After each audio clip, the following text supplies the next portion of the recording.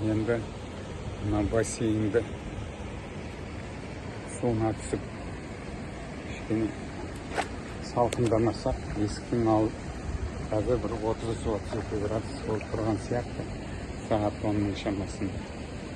Оған енді мөлдір болып тұрған су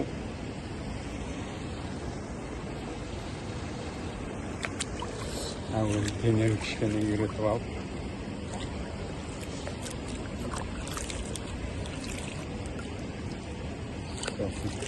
өзімнің ойымды айтайын дегенім ғой. Бір жағынан дәрігер ретінде, бір жағынан жастарға дене қимылы керек қой. Қазір мына жастарда ең бір жаман нәрсе дене қимылынан алшақтап кетті.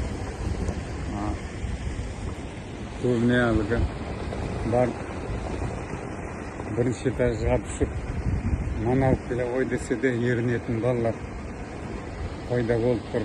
Әке-шешесімен, тума-туысқандарымен өздерің бар күресіп жатқандарын көрдік. Енді мынау қолымнан келгенше бір сіздерге түсіріп көрсетейін.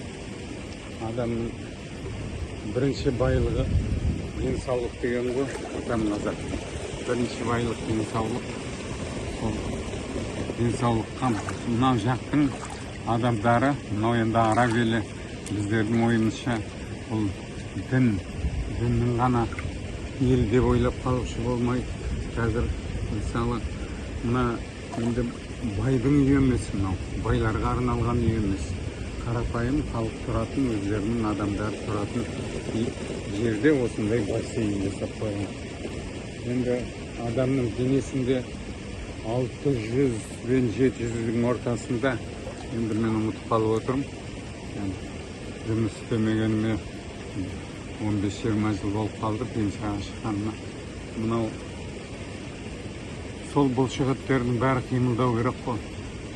Сол бұлшықет қимылдаған кезде адамның мысалы мынау аяғының өзінде 50 шақты бұлшықет, ал соның бәрі қозғалыста болса, мына жүректің соғуына, жүректің жұмысын жақсартады. Себебі ол аяқтың бұлшықеттері қозғалған сайын төмендегі тамырды қысып жоғарыға айдап отырады да, төмен қарай жібермейтін клапандар бар, жабылып қалды. Сол клапандар арқылы адамның жүрегіне есе жеңілдік. Сондықтан мынау адамның екінші жүрегі аяғында. Аяқ қозғалмайды ғой бізде. Қазір анау қай жерге барсаң да лифті, қай жерге магазинге кірсең де лифті, эскалатор. Ал қозғалмауға, қазір скутер дейме, әлгі электр нелер шығып жатыр. Өткенде көрсеттім, велосипед, электр велосипедпен де бір сағаттай қыдырдық. Енді онда әлгі педальмен айдауыңа да болады. Сосын тоғын қоссаң электр велосипед. Кәдімгі ұзақ жерге барғанда шаршайтын болсаң, аяқты демалтып алу үшін. Сондықтан адамға көбіне қозғалыс болу керек. Қартайдың ба, жассың ба, қозғалыс. Енді қазір біздерде бұрын мектепте физкультурадан құтқарып алыш деп мен жұмыс істеп жүрген кезімде поликлиникаға келіп ата-аналарды көрдім. Мына менің қызым, менің балам физкультураға қатысқысы келмейді. Мен сонда маған справка берші, мынау қатыспай-ақ қойсын деп. В общем, дене қимылынан алшақтатып жіберіп балаларды. Сол ең жаман. Мынау бассейнде мысалы таңертеңнен кешке дейін осыған түспесең де, анда-санда келіп осылай демалып тұрсаң, әншейін бұл осы үйдің тұрғындарына арналған астындағы машина қоятын орындары да, ол барлығы да тек адам үшін істелген барлығы. Сондықтан енді адам болғаннан кейін біз ойлы болу керек қой.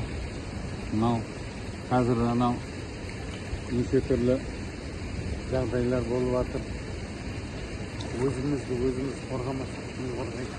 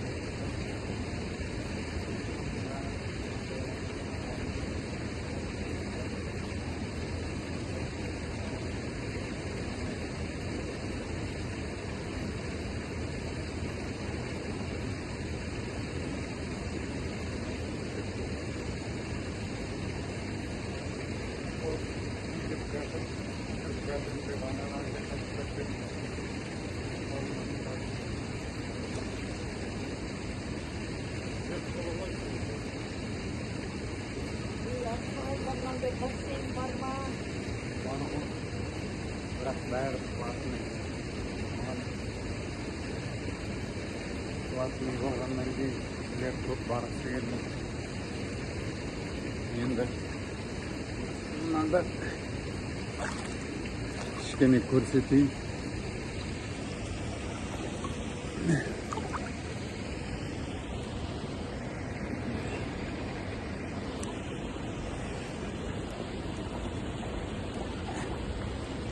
Мұнда қанша адам денесінде бұлшық ет бар, соның барлығы қимылдайды ғой. Мына біздің үйдегі хозяйкада сол судың бағасын, судың қасиетін